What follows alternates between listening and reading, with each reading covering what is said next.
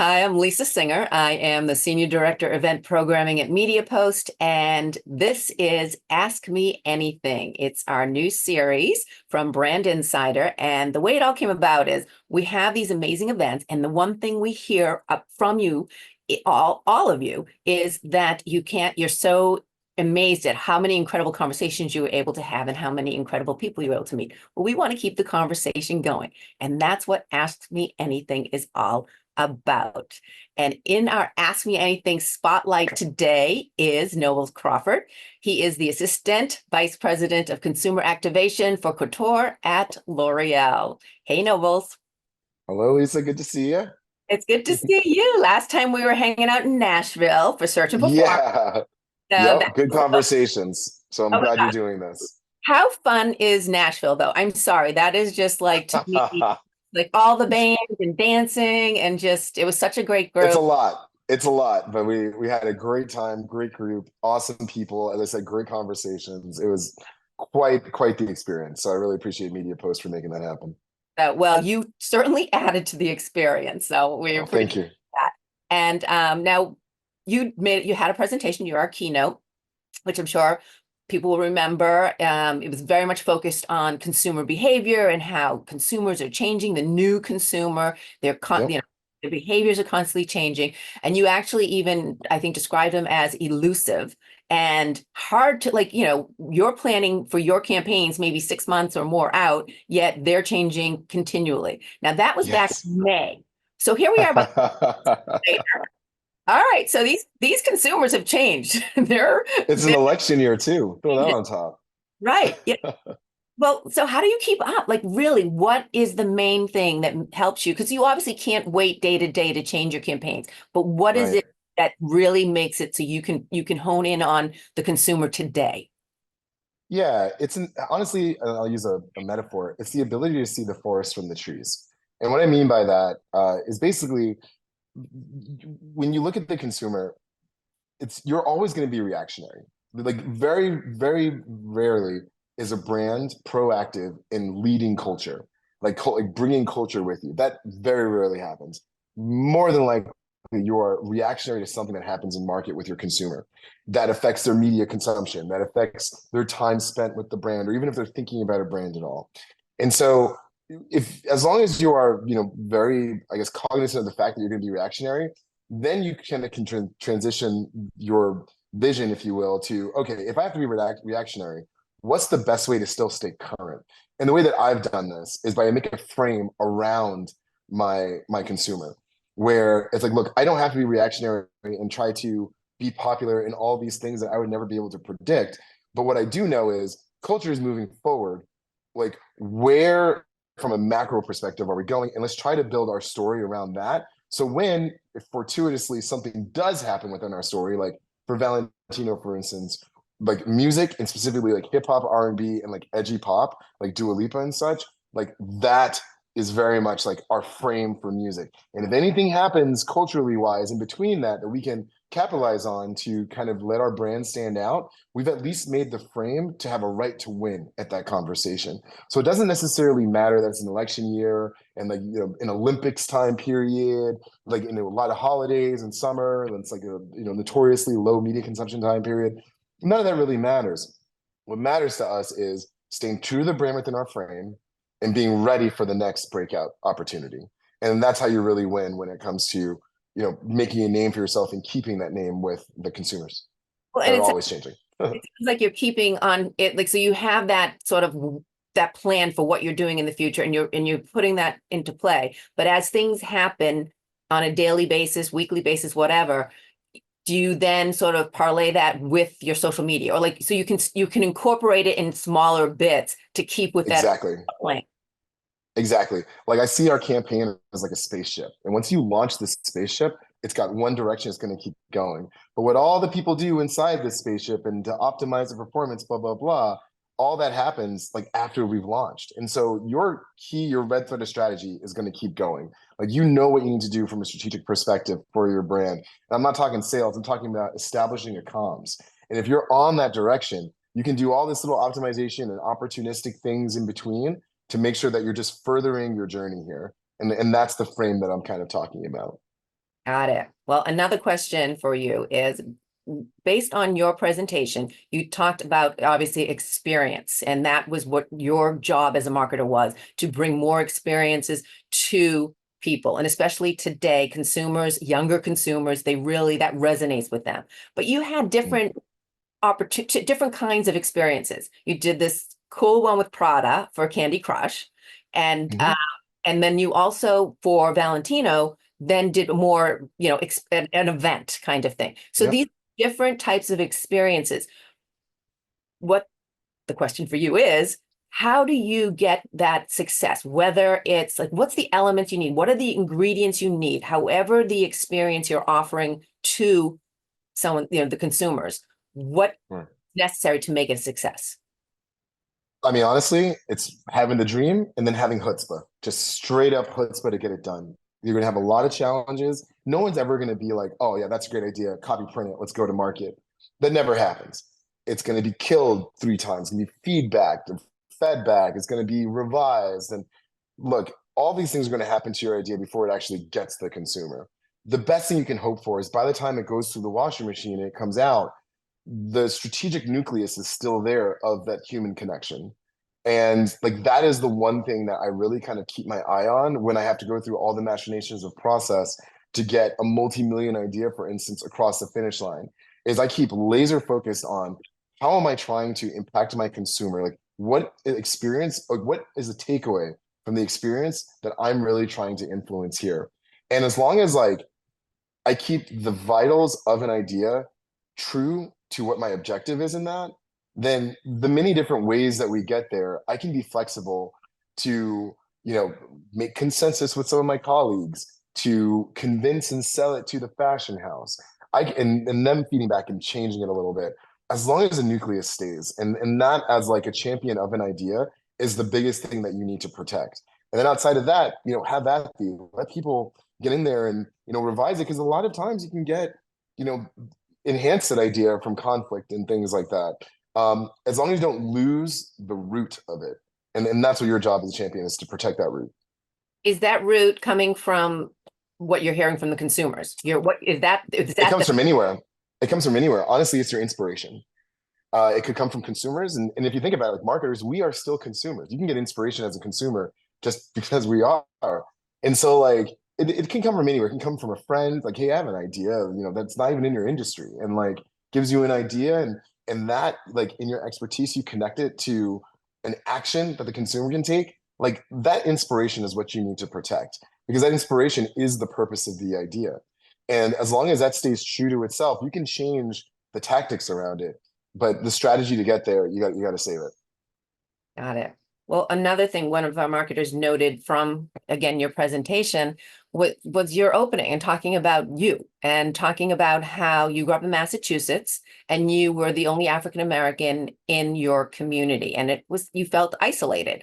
So the question is, today, as a leader in the industry, as the leader within your organization, how do you sort of combat that? Like there are still, hopefully we've come a long way and we're still Yeah, getting further, but we still see that. We still see people feeling isolated. absolutely.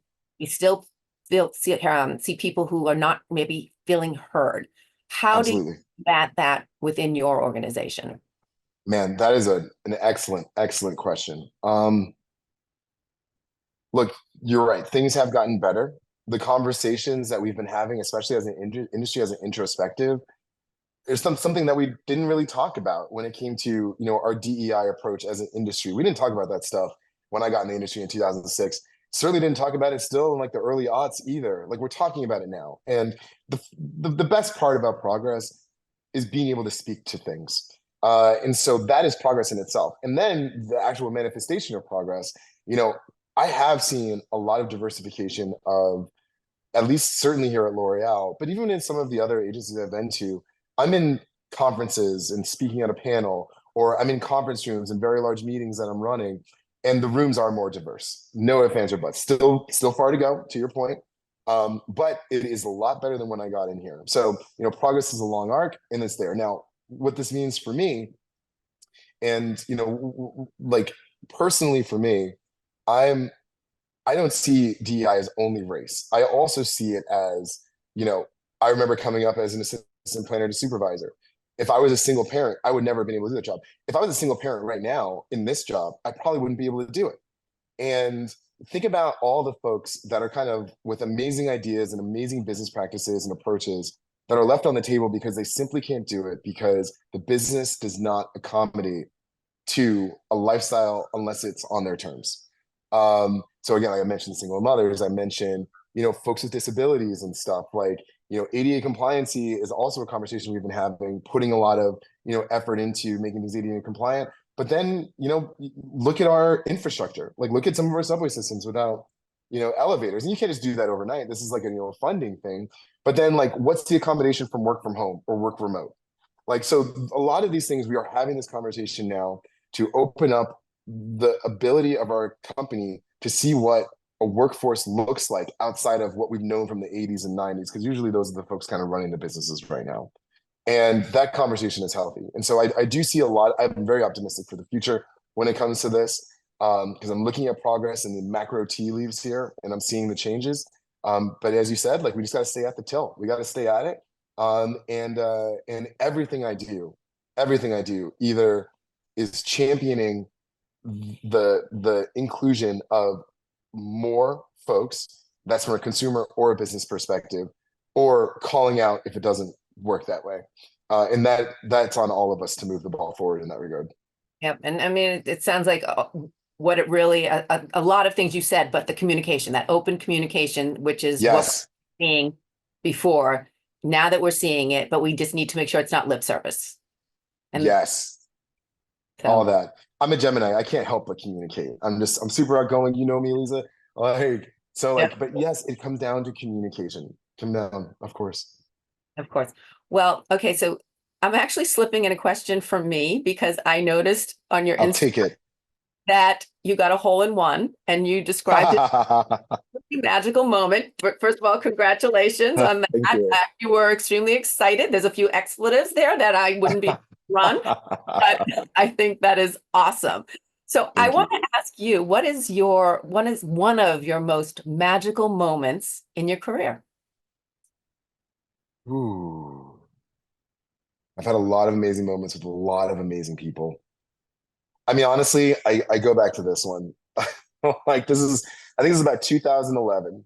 I was on the board of 212 NYC, and we were throwing a very big party with Wu-Tang Clan on Governor's Island. It was when Governor's Island opened back up. It was chaos out there, but it was a good chaos, really good vibes.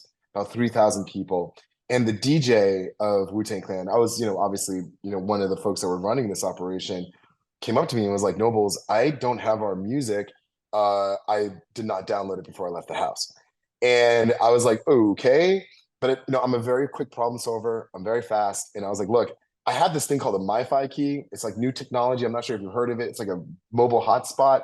At the time I was working at PhD and they gave me like this like really fat, you know, Verizon brick, if you remember those things. And I was like, "You can use this if you have your laptop." And he was like, "All right, come with me." And so I had already met, you know, Wu-Tang Clan, the locks that were there. And they knew that I was kind of like running the operation. So I went, but I was never allowed in the back room. There's a back green room. And I was able to go in there with the DJ. And so, you know, the place is very hazy. I'll leave it at that. But it was me, Ghostface, RZA, Raekwon, Method Man, and the DJ. We were all I think I said Ghostface already. We were all sitting there and they were like talking to the DJ, downloading the songs they wanted to do. And then they turned to me and they asked me what I wanted to hear. And this is like Wu-Tang Clan asking me what I want to hear on stage. So I told them I want to hear Gravel Pit, which is like one of my favorite songs of theirs. And then they were like, "We're ready to go." And they weren't even supposed to be on for like another 20 minutes. But when Wu-Tang Clan says we're ready to go, you need to freaking go. And so we got up, we left, and they were like, "Yo, you're getting on the stage with us." So they gave me a mic. I got on the stage with them, and I was like rapping all their songs. This is like in front of all my colleagues. It was the most amazing, magical moment of my career. And I've had really good wins in my career, but that was special. Wow, that is awesome. Oh, thanks. So definitely, I'm glad it's been one of my questions. I can't All wait for your AMA. Yours is going to be off the right, hook. we'll see. I'd love to moderate that. Let's You can do do that. that. Thank you. All right, one last question is, Yes. they couldn't help but notice, and we can still notice the vanity nails. What is that all about? What Yeah, talk so I'm rocking the Olympics right now. very cool. And I never did my nails. I bit my nails horribly, like really badly, like down to the quick. It was just not a good scene for all my life. And then when I got to L'Oreal and I saw some of the dudes here doing, nail polish, I was like, what is that? Like, dudes don't do nails. And they're like, well, they do now. And I was like, oh, word? I was like, oh, let me try this out. So I was going to Vegas. And, if you're going to do your nails, you might as well do it if you're going to Vegas because you know, oh, it's just Vegas, just a crazy thing. But honestly, when I did my nails the first time, I did like Watchmen, if you know that graphic novel. I did like all yellow with like a smiley Yeah. face and blood. I did the smiley face on the middle finger. And I didn't bite my nails at all for like 3 weeks. My wife commented on that. Like people commented, like, wow, your fingers aren't, killed anymore. And so I started having fun with it. I'm doing like nail cosplay. Like I've done Kill Bill and I've done Minions and I've done Monsters Inc. and all these things. This was the Olympics, obviously. And it's a way for me to kind of stay timely with culture, not Mhm. take myself too seriously. And like honestly, from a health perspective and wellness, my nails have never been so good. Haven't had any infections on my fingers anymore. And like honestly, like it's just fun. When I wake up in the morning and I see these, I can't help but smile. Like and be very thankful that I'm in a job that allows me to express myself this way.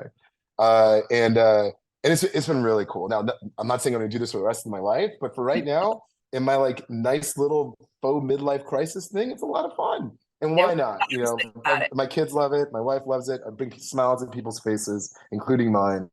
It feels good. So that's why I do it. Well, I did not know there was going to be some health connotation Yeah, as well. So that's very cool. All right. So I said yeah, last question, but it's not really the last question because what we also would like to do is a rapid fire question. sure. Let's do it. It's just, I'm going to say the question and boom, boom, boom. No real thinking, quick little answers. Just keep it moving. This is good political exercise right here. All right. So your game. All right, so let's see. Okay. Now, um, this one is for me too.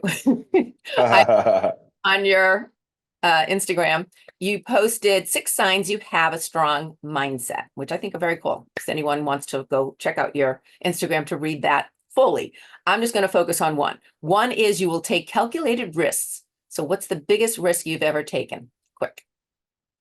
Pot Candy Crush. Absolutely. I almost got fired over that. Risk. Okay. What ad campaign do you wish you thought of? Uh, anything when CGI, like that fake CGI, like first started, any of those, like at the makeup with the eyelash makeup, even the Game of Thrones banner on the, board on the Brooklyn Bridge was pretty good. Like, I'm working on some things like that, hopefully. Okay, sounds good. All right. I mentioned earlier the different experiences that you offer, some are in actual IRL. They are at the event going Yep. somewhere. Others, like the Candy Crush, it's online. Best way to strategy. Which one? IRL, online. IRL every time. Reach is good, but IRL because experiences are currency. You got to give good experiences in person. Got it. Okay. Now mention going back to Candy Crush again and how you almost got fired. All right. So they describe Candy Crush as match, pop, and blast candies in this delightful puzzle adventure to progress to the next level and get a burst of sugar. What's your favorite sugar? Sugar go to. Sugar go to sour straws. Done. Okay. Wait, sour what? Sour straws? Sour straws? Uh, yeah, sour straws. Like just like sour gummy Yes, okay, straws. got it. All right. Now I know what you're saying. Yeah, Okay. yeah. And adventure, going back to that it's an adventure. What adventure Yep. are you hoping to have? What's the next big adventure? Or the Just long way continuing. adventure, whichever. Yeah, just continuing to explore adulthood with my wife. Like, what does that look like? We're still learning, and we're going to continue to learn. So that's the biggest adventure. Absolutely. Well, no, but you actually need to get into adulthood to get there. Girl, You, you flatter me. you win. Nobles, Takes this one to know one is all I can say. maybe. You are awesome, Nobles. Thank you so much. Thank Appreciate it. you. And as I said, these are questions that people are sending in. It's your peers. They're wanting with a couple thrown in for me.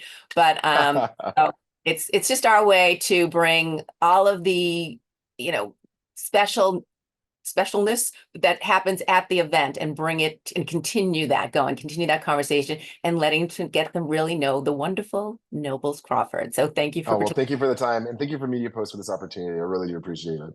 Good. I'm glad. And as we said, we want to keep the conversation going. Is there someone that you have a question for? Please let us know. We will do our best to get them. Or maybe you want to be on the hot seat or in the spotlight, however you want to look at it. Just let us know. Would love to feature you and Ask Me Anything as well. Just email our managing editor for Brand Insider, Barbie Romero, and that is Barbie@mediapost.com. So thanks for watching, and thanks again, Nobles.